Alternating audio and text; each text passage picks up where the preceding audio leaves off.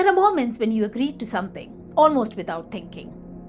Not because you have truly considered whether it works for you, but because in that moment it feels easier to say yes than it does to create even the slightest discomfort. And it is often only later, sometimes much later, that you find yourself questioning why did you even agree to do this in the first place.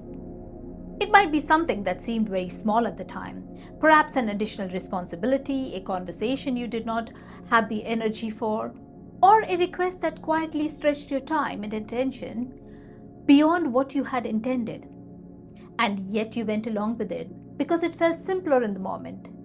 What is interesting is that even when you begin to recognize this pattern, even when there is a part of you that is aware that your response is not fully aligned with what you actually need, it does not always feel easy to change because the challenge is rarely in understanding boundaries, but in holding them consistently when it matters. If you're new here, I'm Bhavna, founder of the Inspirited Life Co.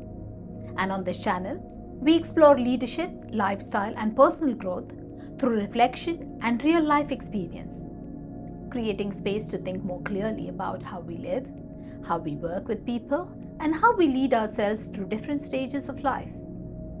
If you take a step back and look at everything we have explored so far, from people pleasing to the need of approval, from overthinking to self-doubt, you will begin to notice that boundaries are not a separate concept, but something that sits quietly at the center of all of these experiences, shaping how we respond in ways that are often subtle and not immediately obvious.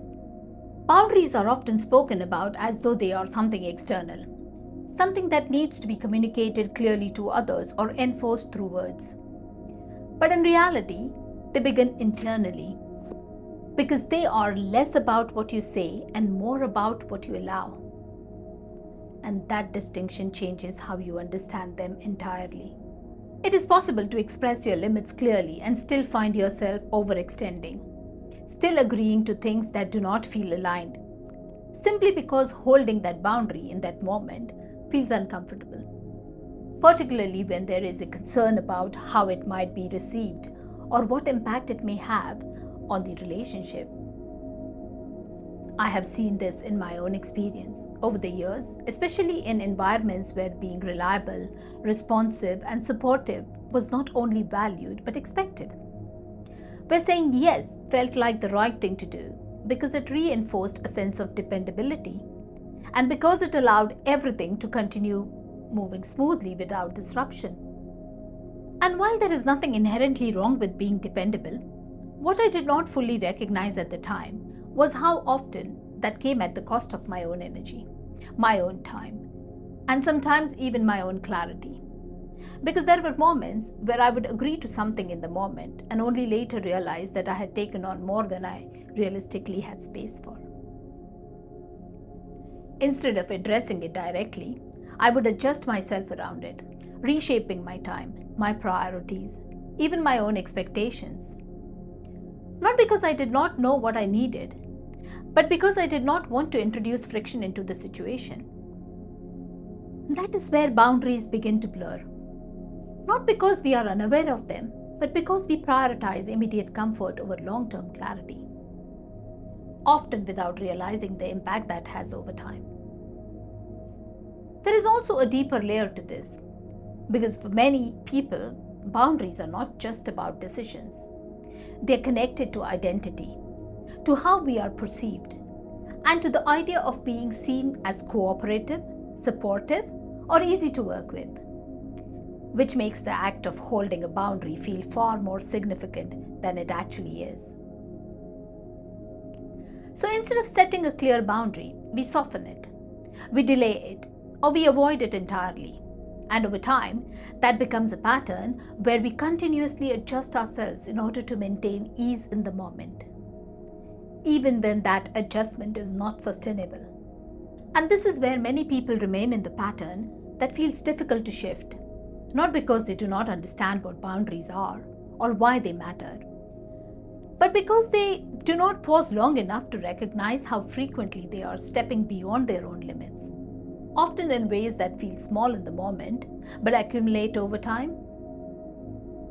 When something becomes familiar, Even if it is not entirely healthy, it can begin to feel normal. And in that familiarity, it often feels easier to continue adjusting than it does to step back, reflect, and respond differently. Especially when the discomfort of holding a boundary feels more immediate than the long-term cost of not having one. For me, the shift did not come from learning how to say no more assertively or from trying to control situations externally, but from understanding why I found it difficult to hold boundaries in the first place. Because once that awareness began to develop, the way I responded started to change naturally. I realized that boundaries were not about controlling others or creating distance, but about being honest with myself, about recognizing that I genuinely had the capacity for what felt aligned with my priorities and what did not, and then allowing that awareness to guide my response, even when it felt slightly uncomfortable in the moment.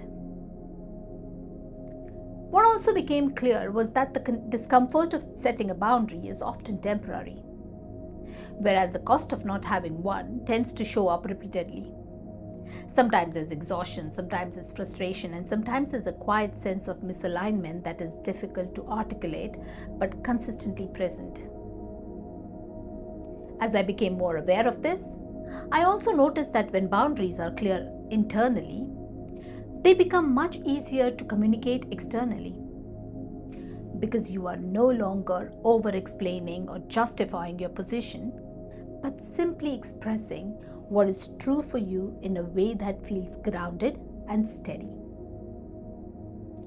That clarity creates a different experience, not just in how others respond, but in how you feel within yourself. Because there is a sense of alignment that begins to replace the constant adjustment. If you reflect on your own experience, you may begin to notice where you were saying yes out of habit rather than intention, where you were adjusting yourself to maintain ease rather than responding with clarity, and how that might be shaping your energy over time.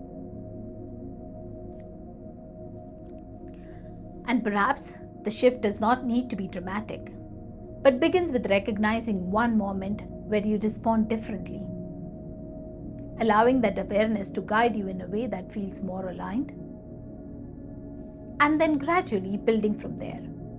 If this conversation has resonated with you, I would genuinely like to hear your experience, because boundaries are something we all navigate in different ways, and sharing perspectives often brings a deeper level of understanding. If you found this helpful, take a moment to like the video and share it with someone who might benefit from hearing it. And if you would like to continue exploring these conversations around self-awareness, leadership, and personal growth, consider subscribing so you do not miss what comes next. In the next video, we are going to explore something that often challenges boundaries more than anything else. And that is toxic people. Not just in terms of how to recognize these patterns, but how they influence your energy, your decisions, and the way you show up over time. Until then, simply begin to notice where you are saying yes and whether that response is coming from clarity or from habit. Because boundaries are not something you impose on others, but something you honor within yourself. We'll meet in the next video soon. Stay inspirited. Bye.